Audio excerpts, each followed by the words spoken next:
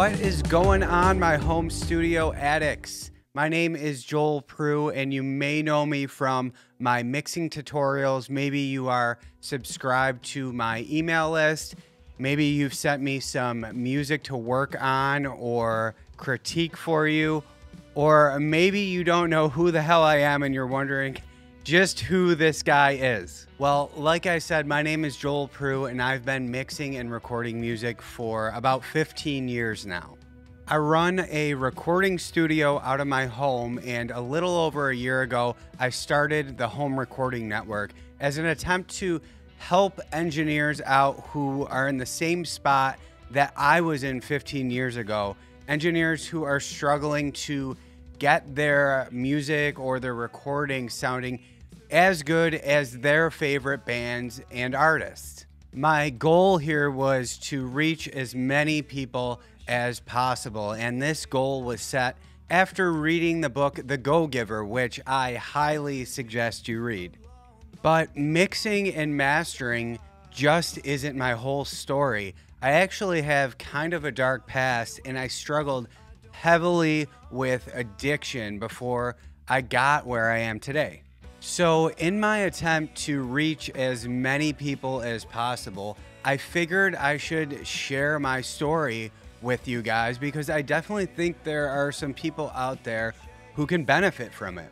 And I say this stuff not to brag, but to show that everybody struggles and a lot can be achieved if you work hard. So here I am talking to you from my brand new studio in the backyard of a new house that my wife and I just purchased.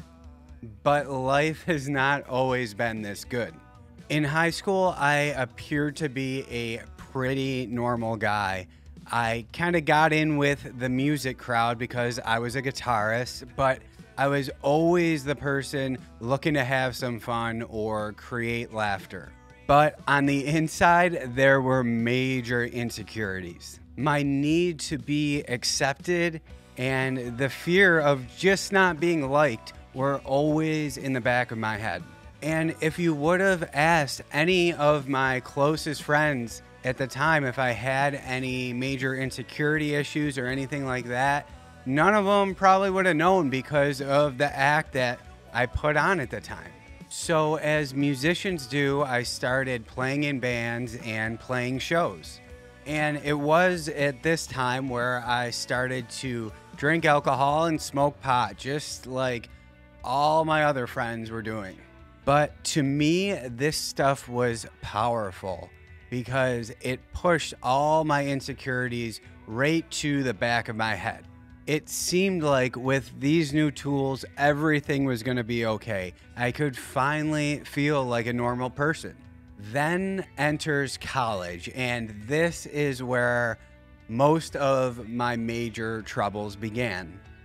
All sorts of drugs were being introduced, so I started experimenting. But at this point, I still considered myself just a normal college kid. At one point in college, I started a band with some of my closest friends, and we rented a rehearsal space in downtown Buffalo. And this is where my love for recording actually began.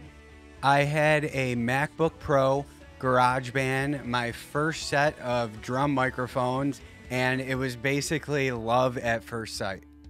Recording my own band's music and hearing it played back was just simply amazing, no matter how bad it actually sounded. It was at this point that recording became my passion, even more so than just playing the guitar. But my side life of drinking, doing cocaine, and other substances was really just beginning. Just as my new band started playing shows, my drug use grew and grew. I was in my final year of college when my girlfriend of 4 years told me to take a hike. And it was at that point where I began a major downward spiral. You see, because of my years of drug use, I had not learned how to deal with my own issues, and I just wasn't okay with being alone. And at this point, my insecurities were raging and staring me right in the face. I remember telling one of my closest friends that I just didn't care anymore. All bets were off, and now I was going to party harder than ever. And this wasn't a lie, because the person that I met next changed my life forever. This is a picture of me on Halloween night in 2011 at a party down my street. The night that would introduce me to a new way of taking drugs. You see, I met and came home with a girl that night. She was the first girl who took an interest in me after my breakup, and because of my need to just be with someone, I jumped at the opportunity. But she was an IV heroin user. I knew this ahead of time, but I just didn't care at this point. This girl changed my life forever, but I in no way blame her, because she was just dealing with her own problems the only way she knew how. And a stable person just doesn't start using IV drugs like I did. But this is where my life would take a turn for the worst. The next years ahead were not going to be pretty. I started lying and stealing like mostly every addict does. And I started pushing away the most supportive family I could ever ask for. This is a picture of me at one point in my drug use.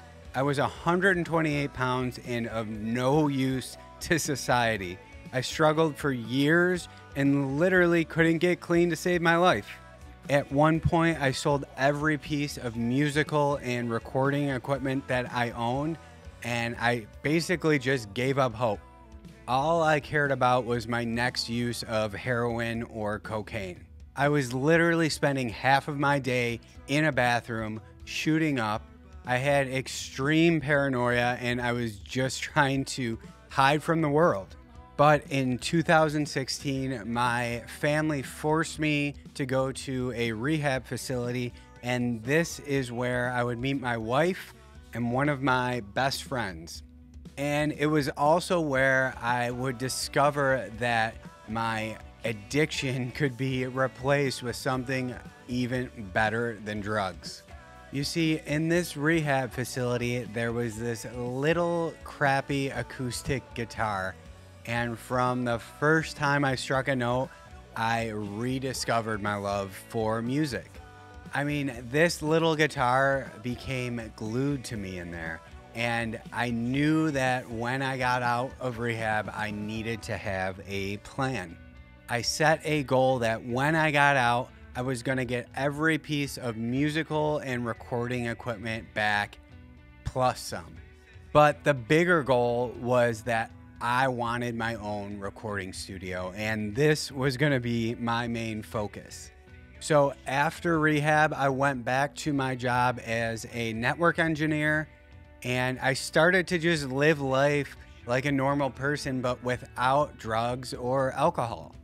And I mean, it had probably been 10 years since I'd done this. I mean, this was extremely hard for me to do.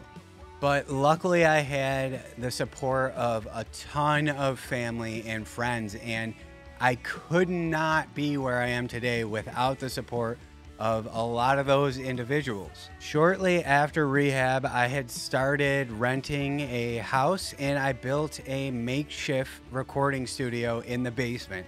It wasn't pretty. At this time, I also started playing in a band again, which was awesome. But I wanted more. I wanted my own studio, and I wanted to record clients. I wanted to try to actually record other people besides myself or my own bands. It was also at this time where I started dating my future wife. We ended up purchasing a house, and this is where my first official studio began.